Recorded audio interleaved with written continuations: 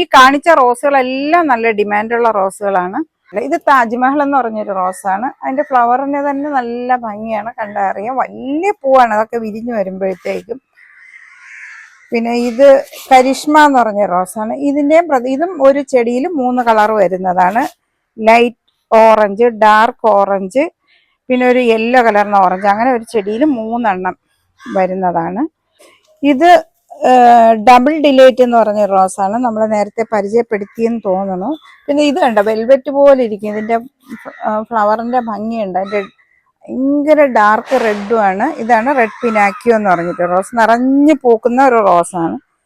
നമുക്ക് സാധാരണ വലിയ കെയറിങ് ഒന്നും ആവശ്യമില്ലാതെ വളർത്തിയെടുക്കാൻ പറ്റുന്ന ഒരു റോസാണ്. അതുകൊണ്ട് നേരത്തെ കണ്ട വൈറ്റിന്റെ ചന്ദന കളർ റോസ്, വലിയ ഫ്ലവറാണ്. ഇത് അഹല്യ എന്ന് പറഞ്ഞ റോസാണ്. ഇതും തുടക്കക്കാർക്ക് പോലും വളർത്താൻ പറ്റുന്ന ഒരു റോസാണ്. വലിയ കെയറിങ് ഒന്നും ആവശ്യമില്ല.